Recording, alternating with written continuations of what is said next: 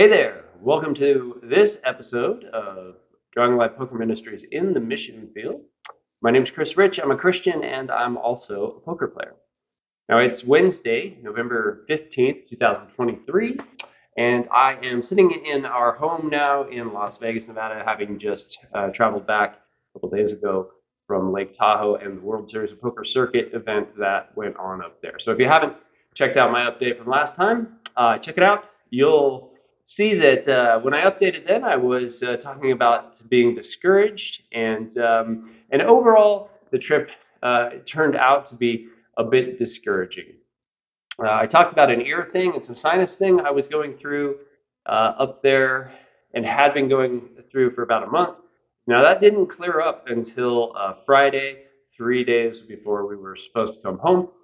We spent 11 days total up there, and we had really hoped that this would be an opportunity for us to, for me to specifically engage in conversation with a lot of tournament players, a lot of people up in Tahoe, and try to get the word out about the ministry, try to engage in people in spiritual conversations, and try to get to know some or identify, if we could, some other Christian poker players. That was very difficult for me.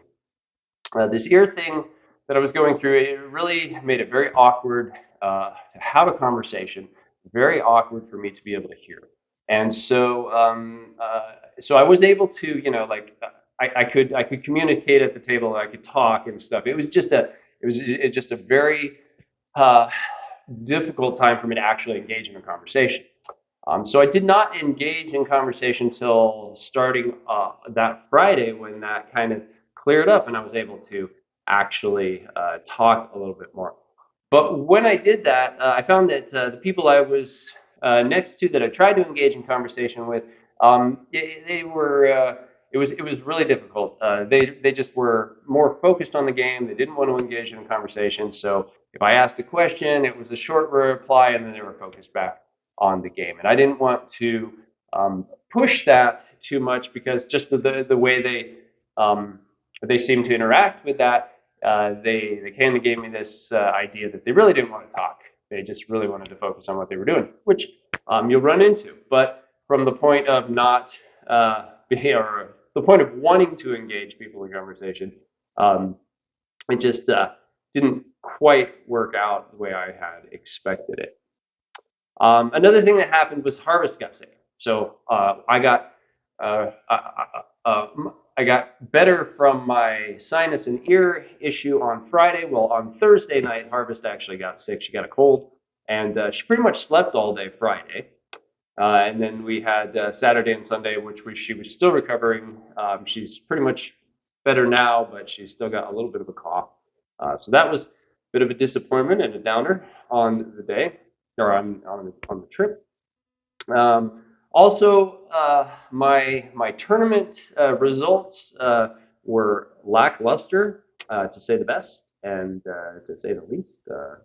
And my cash game results were the same as well, not very good. So a little bit of a loss there on the poker side of things. My play was actually really good, and I actually was running pretty well and making some good decisions in the second tournament I entered, and then I was actually making some headway, and then I got into a bad hand uh, um, before the dinner break, and that ended up knocking me out of the tournament. I ended up with pocket queens against pocket kings, and I had been amassing chips early on, and then closing in on the dinner break, things started to go the other way for me. I had been actually sitting there for a little while without making any good hands or any more headway, and and then I was looking for some spots, and several hands that I had as starting hands went south, so they cost me chips pre-flop or on the flop. And then so I was dwindling, got involved in a pocket queens that I had, and it turned out my opponent had pocket kings. He played it pretty well and ended up trapping me, and it just knocked me out of the tournament. So performance-wise in poker, didn't work out for me. Performance-wise in talking to, or the hope in talking ministry and spiritual conversations and identifying Christians really didn't work out how we had hoped. And then there were some sickness issues that we experienced. We did get out and enjoy some of nature, which was nice. We got to take our dogs to the lake, and we got them a chance to swim on a couple days. We did have some good weather. There was also some bad weather at times, but there was a few days it was nice enough that we were able to get out, and that was really enjoyable. Greatly appreciated by our dogs, who really enjoyed the swim time and the walk time in nature. We discovered a couple of coffee shops that we really liked, with some good food and good coffee. And we discovered another pizza place that is right next door to one of the coffee shops, and we really enjoyed that. One of the best carnitas nachos we've ever had, and we had that several times because it was so good. That place is Lake Tahoe Ale Works, and it's right next to Cup of Tahoe. Now, Cup of Tahoe has got a great atmosphere, and we were sitting in there one morning, and we're working on some stuff, enjoying a coffee in the morning, and this guy walked by and kind of stepped into the area we were, and he mentioned something. We noticed that he had a T-shirt on that was an Ephesians quote. I'm not sure what the quote was. All I could make out was that his T-shirt said Ephesians, and he had some words. So I said, "Hey, great T-shirt, Ephesians. I see you're a Christian," and that allowed us to engage this guy in some conversation about Christianity. Now, this conversation turned out to be pretty brief, and kind of awkward after a while. At first, it was a decent conversation. We were trying to, just talk to him about a little bit about his walk. We were talking a little bit about about the ministry and where we live. Because he asked, did we live around there in Tahoe? We said God had us in Vegas. Talked about the ministry a little bit. So at first, good conversation, and then it went a little awkward as he expressed some beliefs that were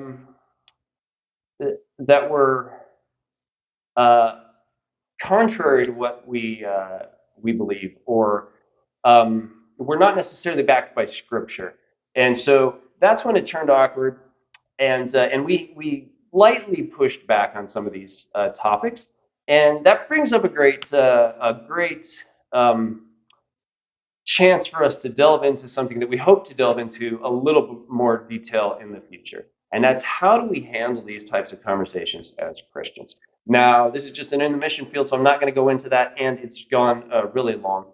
But I just want to let you know that we did have a conversation. We're able to engage in that. It brought up a great topic for us to dwell on. We hope to revisit that at a later date, and bring out some details, and talk about just how do we engage in these conversations as Christians when we're talking to a Christian and they express beliefs that are contrary to ours, and not necessarily on little points, but on some big points. And how do we go about engaging in these people, or with these people? Do we simply remain silent? Do we push back angrily? Like how do we do that? So if you've got some thoughts on that, we'd love to hear what your thoughts are, and I'd love to revisit this in the future. Now I'm just rambling, so I'm going to wrap this up and let you know we are back in Vegas. The plans are now for us to dive back in and get out there. I'm going to be hitting some different casinos, different poker rooms that I haven't really been playing in, and try to be talking to people. So I will give you an in the mission field next week, let you know how that's going on. And I just want to say, as always, thanks for tuning in. May God bless you, and those you love.